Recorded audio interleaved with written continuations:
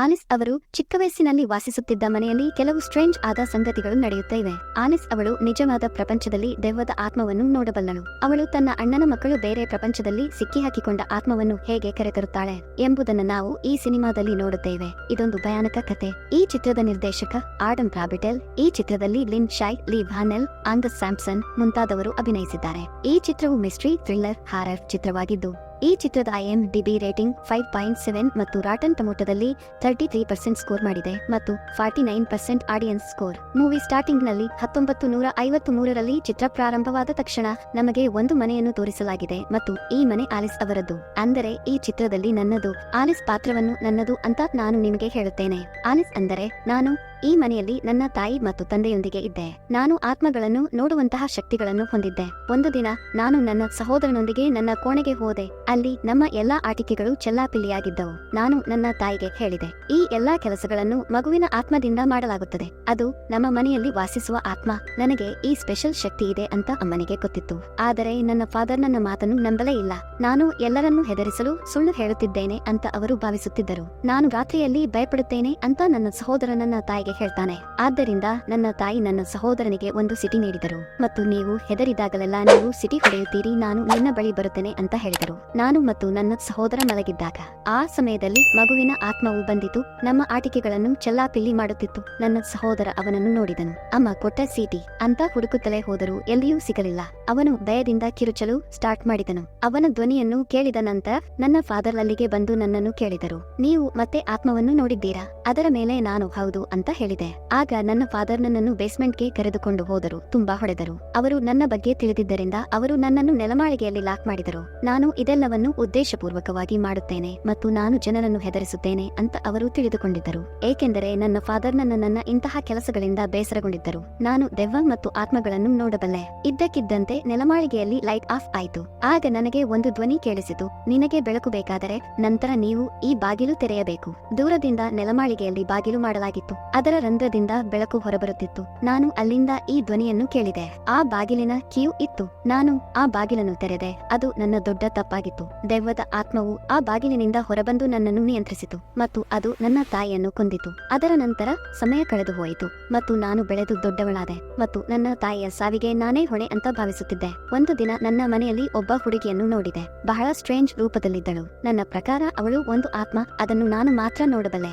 ನಾನು ಇದನ್ನು ನನ್ನ ತಂದೆಗೆ ಹೇಳಲು ಬಯಸುತ್ತೇನೆ, ಆದರೆ ಯಾವಾಗಲೂ ಅವರು ನನ್ನ ಮೇಲೆ ನಂಬಿಕೆಯನ್ನೇ ಹೊಂದಲಿಲ್ಲ ಮತ್ತು ನನಗೆ ಹೊಡೆಯಲು ಸ್ಟಾರ್ಟ್ ಮಾಡಿದರು. ಹಾಗಾಗಿ ನಾನು ನನ್ನ ತಂದೆಯೊಂದಿಗೆ ಜಗಳವಾಡಿದೆ. ತದನಂತರ ನಾನು ನನ್ನ ಮನೆಯನ್ನು ಬಿಡಲು ನಿರ್ಧರಿಸಿದೆ. ನಾನು ನನ್ನ ಫಾದರ್ ಮತ್ತು ಸಹೋದರನನ್ನು ಶಾಶ್ವತವಾಗಿ ತೊರೆದಿದ್ದೇನೆ ಮತ್ತು ನನ್ನ ಮನೆಯಿಂದ ಓಡಿ ಹೋದೆ.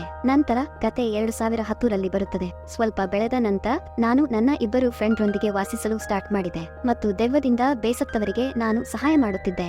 ಅವರ ಮನೆಯನ್ನು ದುಷ್ಟಶಕ್ತಿಗಳು ಆಳುತ್ತಿದ್ದವು. ಇಂದು ನನಗೆ ಮೆಕ್ಸಿಕೋದಿಂದ ಒಬ್ಬ ವ್ಯಕ್ತಿಯಿಂದ ಕರೆ ಬಂದಿದೆ. ನನ್ನ ಮನೆಯಲ್ಲಿ ಸ್ಟ್ರೇಂಜ್ ಆದ ಎಲ್ಲವೂ ನಡೆಯುತ್ತಿದೆ ಅಂತ ನನಗೆ ಹೇಳಿದರು. ನನ್ನ ಇಬ್ಬರು ಫ್ರೆಂಡ್ರ ಜೊತೆ ಆ ಮನೆಗೆ ಹೋದಾಗ ಆ ಮನೆಯನ್ನು ನೋಡಿದಾಗ ನನಗೆ ಆಶ್ಚರ್ಯವಾಯಿತು. ನನ್ನ ಬಾಲ್ಯದಲ್ಲಿ ಇದೇ ಮನೆ ಇತ್ತು. ನಾನು ನನ್ನ ತಾಯಿ, ಫಾದರ್ ಮತ್ತು ಕಿರಿಯ ಸಹೋದರನೊಂದಿಗೆ ಇದ್ದೆ. ನಂತರ ನಾನು ಆ ಮನೆಯ ಇನ್ವೆಸ್ಟಿಗೇಷನ್ ಆರಂಭಿಸಿದೆ. ನಾನು ಅಲ್ಲಿ ಅನೇಕ ವಿಷಯಗಳನ್ನು ಕಂಡುಕೊಂಡೆ. ಅದು ನನ್ನ ಬಾಲ್ಯಕ್ಕೆ ಸಂಬಂಧಿಸಿದ್ದು ಆಗಿತ್ತು, ಏಕೆಂದರೆ ಅನೇಕ ವರ್ಷಗಳಿಂದ ಅಲ್ಲಿ ಯಾರೂ ಇರಲಿಲ್ಲ.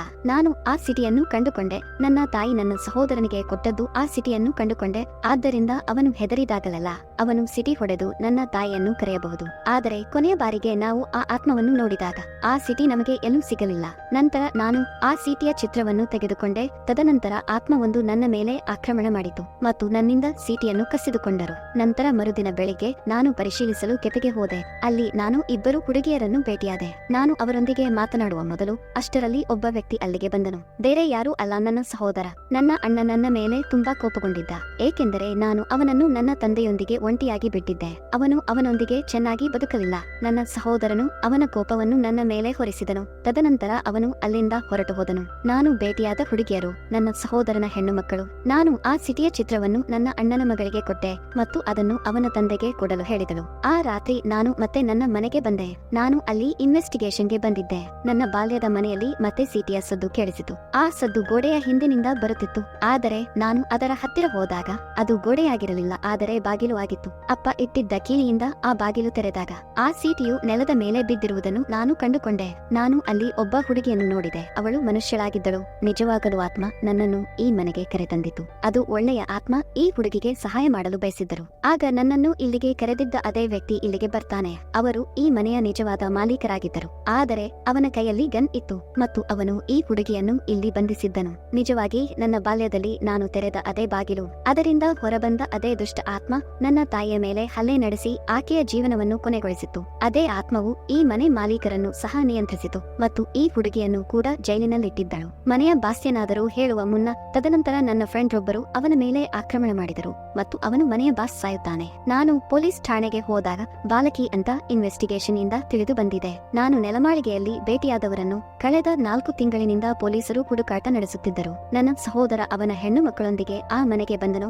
ಬಾಲ್ಯದಲ್ಲಿ ವಾಸವಾಗಿದ್ದ ಅದೇ ಮನೆಗೆ ಬರ್ತಾನೆ ಮತ್ತು ಇದು ಅದೇ ಮನೆಯಾಗಿತ್ತು. ಅಲ್ಲಿ ಯಾವಾಗಲೂ ಭಯಾನಕ ವಸ್ತುಗಳು ಇದ್ದವು. ಅದೇ ಸೀಟಿಯನ್ನು ತೆಗೆದುಕೊಳ್ಳಲು ನನ್ನ ಸಹೋದರ ನಿಜವಾಗಿಯೂ ಅಲ್ಲಿಗೆ ಬಂದನು. ಇದು ನಮ್ಮ ತಾಯಿಯ ಕೊನೆಯ ಚಿಹ್ನೆಯಾಗಿತ್ತು. ಆದರೆ ತಪ್ಪಾಗಿ ನನ್ನ ಅಣ್ಣನ ದೊಡ್ಡ ಮಗಳು ನೆಲಮಾಳಿಗೆಗೆ ಹೋದರು ಮತ್ತು ಆ ದುಷ್ಟ ಆತ್ಮವು ಅವಳ ಮೇಲೆ ಆಕ್ರಮಣ ಮಾಡಿತು. ನನ್ನ ಅಣ್ಣನ ಮಗಳನ್ನು ಆತ್ಮಗಳ ಲೋಕದಲ್ಲಿ ಬಂಧಿಸಿಟ್ಟಳು ಮತ್ತು ಇದರ ಪರಿಣಾಮವಾಗಿ ಅವಳು ನೈಜ ಜಗತ್ತಿನಲ್ಲಿ ಕೋಮಾಕ್ಕೆ ಹೋದಳು.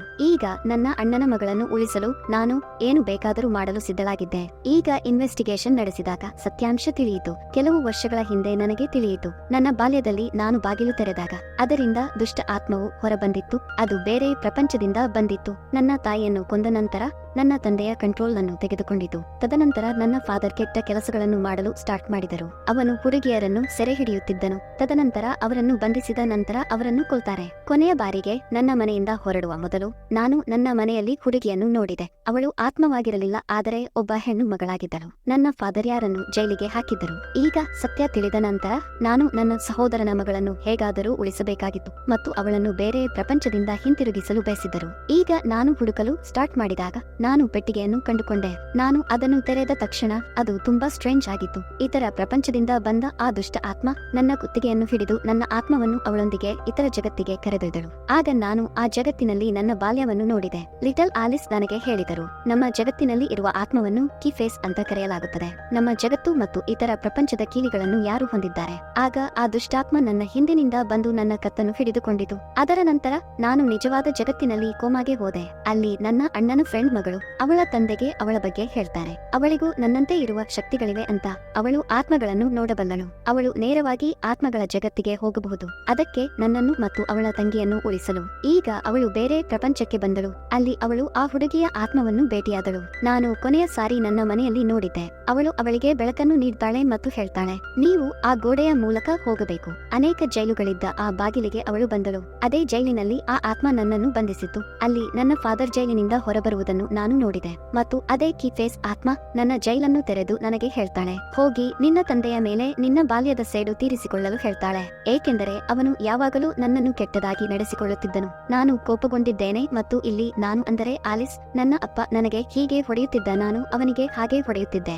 ಆದರೆ ನಾನು ಇದನ್ನು ಮಾಡುವಾಗ ಕೀ ಫೇಸ್ ಆತ್ಮವು ಶಕ್ತಿಯನ್ನು ಪಡೆಯುತ್ತಿತ್ತು. ಏಕೆಂದರೆ ಮನುಷ್ಯರ ನಡುವೆ ದ್ವೇಷ ಹೆಚ್ಚಿದಾಗಲೆಲ್ಲ ಅದೇ ಕೀ ಫೇಸ್ ಆತ್ಮವು ಶಕ್ತಿಯನ್ನು ಪಡೆಯಲು ಯೂಸ್ ಮಾಡುತ್ತದೆ. ಮತ್ತು ನನ್ನ ಸಹೋದರನ ಮಗಳು ಇಲ್ಲಿಗೆ ಬಂದಾಗ ಅವಳು ನನ್ನ ತಂದೆಗೆ ಹೊಡೆಯುವುದನ್ನು ನಿಲ್ಲಿಸಿದಳು ಮತ್ತು ನನ್ನ ಕೋಲು ಮುರಿದಳು. ಅದರಿಂದ ನಾನು ನನ್ನ ತಂದೆಗೆ ಹೊಡೆಯುತ್ತಿದ್ದೆ. ಆತ್ಮದ ಕೀ ಫೇಸ್ ಅನ್ನು ನಾನು ನೋಡಿದೆ. ನನ್ನ ಅಣ್ಣನ ಮಗಳ ಆತ್ಮವನ್ನು ಬಂಧಿಸಿದ್ದಾರೆ. ನಾನು ಅವಳೊಂದಿಗೆ ಅಗ್ರಿಮೆಂಟ್ ಮಾಡಿಕೊಂಡೆ. ಅವಳು ನನ್ನ ಅಣ್ಣನ ಮಗಳನ್ನು ಬಿಡಬೇಕು ಮತ್ತು ನನ್ನನ್ನು ಕೊಂದು ನನ್ನ ಆತ್ಮವನ್ನು ಇಲ್ಲಿ ಬಂಧಿಸಿ. ಇದನ್ನು ಕೇಳಿದ ಆ ಕೀ ಫೇಸ್ ದುಷ್ಟಾತ್ಮ ನನ್ನನ್ನು ಹೊಡೆಯತೊಡಗಿತು. ಅಲ್ಲದೆ ಅಣ್ಣನ ಮಗಳಿಗೂ ಹೊಡೆಯುತ್ತಿದ್ದಳು. ಅವಳು ಹಿಂದೆ ನನ್ನ ಅಣ್ಣನ ಮಗಳನ್ನು ಹಿಡಿದಿದ್ದಳು. ಅಲ್ಲಿಗೆ ನೈಜ ಪ್ರಪಂಚದಲ್ಲಿ ಆಕೆಯ ದೇಹವು ಅಂತ್ಯಗೊಳ್ಳುತ್ತಿತ್ತು. ಆಗ ನಾನು ಬಂದಿಯಾಗಿದ್ದ ಆ ಲೋಕದಲ್ಲಿ ನನ್ನ ಫಾದರ್ ಕೀ ಫೇಸ್ ಆತ್ಮದ ಮೇಲೆ ಆಕ್ರಮಣ ಮಾಡಿದರು ಮತ್ತು ಅವಳು ಅವನ ಆತ್ಮವನ್ನು ಕೊಂದಳು ಮತ್ತು ಅದರ ನಂತರ ಅವಳು ಅವನ ಬೆರಳುಗಳನ್ನು ನನ್ನ ಗಂಟಲಿಗೆ ಹಾಕಿದಳು.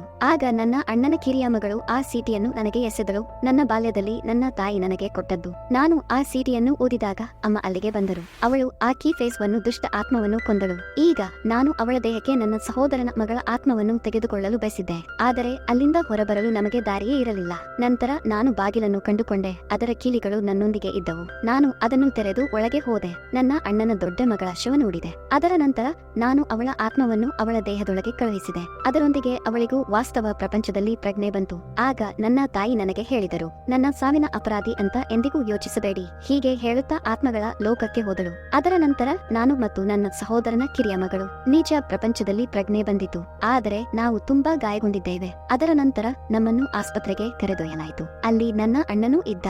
ನಂತರ ನಾನು ಅವನಿಗೆ ಆ ಸಿಟಿ ಕೊಟ್ಟೆ. ನಮ್ಮ ಬಾಲ್ಯದಲ್ಲಿ ನಮ್ಮ ತಾಯಿ ನಮಗೆ ಕೊಟ್ಟಿದ್ದರು. ನಾವಿಬ್ಬರೂ ಒಬ್ಬರನ್ನೊಬ್ಬರು ತಬ್ಬಿಕೊಂಡೆವು ಮತ್ತು ನಮ್ಮ ತಾಯಿಯನ್ನು ನೆನಪಿಸಿಕೊಳ್ಳಲು ಸ್ಟಾರ್ಟ್ ಮಾಡಿದೆವು. ಅದರ ನಂತರ ಒಂದು ರಾತ್ರಿ ನಾನು ಮಲಗಿದ್ದಾಗ ನಾನು ಮನೆಯಲ್ಲಿ ಒಂದು ಚಿಕ್ಕ ಮಗುವನ್ನು ಕಂಡ ಕನಸು ಕಂಡೆ. ಅವನ ಹಾಸಿಗೆಯ ಮೇಲೆ ಮಲಗಿದ್ದ. ಆಗ ಕಿಟಕಿಯ ಮೇಲೆ ಕೀ ಫೇಸ್ ಕಂಡಿತು. ನನ್ನ ಕನಸಿನಲ್ಲಿ ನೋಡಿದ ನನಗೆ ಭಯವಾಯಿತು ಮತ್ತು ನನ್ನ ಕಣ್ಣುಗಳು ತೆರೆದವು. ಆಗ ಆ ಮಗುವಿನ ಅಮ್ಮನಿಂದ ನನಗೆ ಕರೆ ಬಂತು. ಆಕೆಯ ಮಗ ಕೋಮಾಕ್ಕೆ ಹೋಗಿದ್ದ. ನನಗೆ ಈಗ ಆ ವಿಷಯ ತಿಳಿದಿದೆ, ಏಕೆಂದರೆ ಬಾಲ್ಯದಲ್ಲಿ ಆ ಮಗುವಿನ ಫಾದರ್ ನನಗೆ ಸಹಾಯ ಮಾಡಿದ್ದರು. ಅವನು ನನ್ನನ್ನು ಆತ್ಮಗಳಿಂದ ರಕ್ಷಿಸಿದ್ದನು ಮತ್ತು ಈಗ ಅವನನ್ನು ಉಳಿಸಲು ನನ್ನ ಸರದಿ. ಯಾರಿಗೆ ಗೊತ್ತು, ಅವನ ಆತ್ಮ ಈ ಬೇರೆ ಪ್ರಪಂಚದಲ್ಲಿಯೂ ಸೆರೆ ಸಿಕ್ಕಿರಬಹುದು. ನಾನು ಇದರ ಬಗ್ಗೆ ತಿಳಿದುಕೊಳ್ಳಲು ಸಾಧ್ಯವೇ? ಈ ಕಥೆಯ ಹಿಂದಿನ ರಹಸ್ಯವೇನು? ಆದ್ದರಿಂದ ಈ ಸಸ್ಪೆನ್ಸ್ ನೊಂದಿಗೆ ಈ ಚಿತ್ರದ ಕತೆ ಇಲ್ಲಿಗೆ ಮುಗಿಯುತ್ತದೆ. ಫ್ರೆಂಡ್ಸ್, ಈ ವಿಡಿಯೋ ನಿಮಗೆ ಇಷ್ಟ ಆಗಿರಬಹುದು ಅಂತ ಅಂದುಕೊಳ್ಳುತ್ತೇನೆ.